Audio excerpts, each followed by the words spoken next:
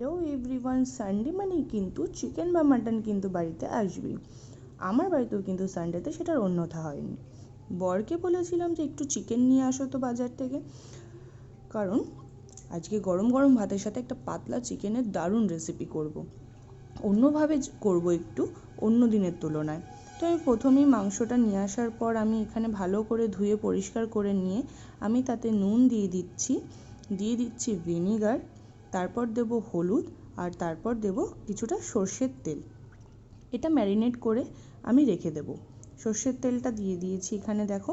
তারপর এটাকে ভালো করে ম্যারিনেট করে রেখে দেব 1 ঘন্টার জন্য। তারপর একটা শুকনো তাওয়াতে আমি কিছু মশলা নিয়ে নিয়েছি ভেজে নেব বলে। গোটা জিরে, গোটা ধনে, গোলমরিচ, শুকনো লঙ্কা, এলাচ, লবঙ্গ, দারচিনি, এগুলো কিন্তু আমি ভালো করে ঠান্ডা করে গুঁড়ো করে রেখে দিয়েছি। তারপর গরম কড়াইতে আমি এখানে সর্ষের তেল দিয়ে দিয়েছি কিছুটা, দিয়ে দিয়েছি গরম মশলা, তেজপাতা, 2টো দারচিনি, এলাচ, 2টো লবঙ্গ। তারপর তেলটা গরম হয়ে গেছে, এখানে আমি দিয়ে দিয়েছি ভেজে নেব কিছু পেঁয়াজ। পেঁয়াজগুলো একটু লালচে লালচে করে ভেজে নেব।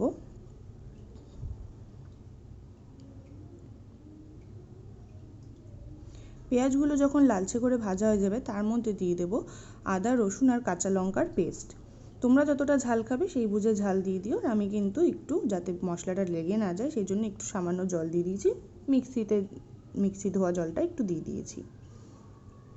এটা যতক্ষণ না কষে যাচ্ছে ততক্ষণ এটাকে একটু নাড়াচাড়া করে নিয়ে তার মধ্যে দিয়ে দেব নুন আর একটু হলুদ। আমি আলাদা করে আর কোনো গুঁড়ো মশলা কিন্তু ইউজ করিনি। এই মশলাটাকে একটু ভালো করে কষিয়ে নিয়ে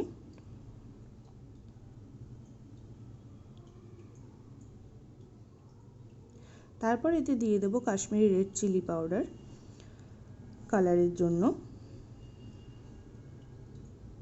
আর তারপর আগে থেকেই গুঁড়ো করে রাখা মশলার গুঁড়োটা আমি কিন্তু এর মধ্যে দিয়ে এবার এটাকে ভালো করে কষিয়ে নেব যতক্ষণ না তেলটা ছেড়ে দিচ্ছে। তোমরা চাইলে এতে যদি দেখো যে লেগে লেগে যাচ্ছে, তো একটু সামান্য জল দিয়ে দিয়েও কষিয়ে নিতে পারো। আমি এখানে সামান্য জল ইউজ করেছি কারণ লেগে যাচ্ছিল তাই।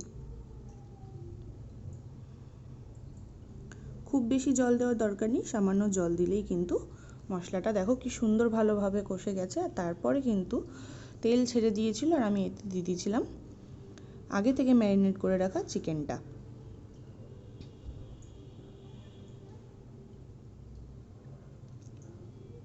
তারপর চিকেনটাকে আমি কষানোর জন্য দিয়ে দিয়েছিলাম প্রায় 20 থেকে 30 মিনিট। আমি ভালো করে চিকেনটাকে কষিয়ে নিয়েছি। আর তারপর এতে কিন্তু পরিমাণ মতো জল দিয়ে দিয়েছি। জল দিয়ে দেখো চিকেনটা ভালো করে ফুটিয়ে নিয়েছি আমি। আর তারপর এতে কিন্তু দিয়ে দিয়েছি গরম মশলার গুঁড়ো।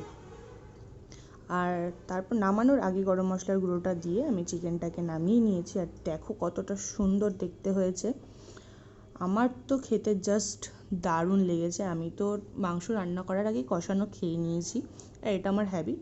আমার বিয়ের আগেও আমি মা যখন করতো রান্না, তখন কিন্তু আমি কষা মাংস আগেই খেয়ে নিতাম। তো আমি নিজে রান্না করতে গিয়েও সেটার কোনো অন্যথা হয়নি। তো এই যে আমি গরম ভাতের সাথেও দেখো এটাকে সার্ভ করে দিয়েছি। বর খেয়ে কিন্তু দারুণ বলেছে, আর আমারও দারুণ লেগেছে।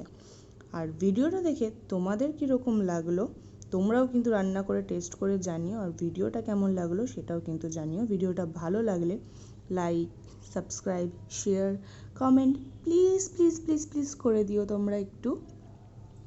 আর তোমরা কিন্তু আমাকে এটা জানিও রান্না করে কীরকম তোমাদের লাগলো। আমি একটু অন্যভাবেই করেছি, এরকম কিন্তু সাধারণত আমি করে থাকি না।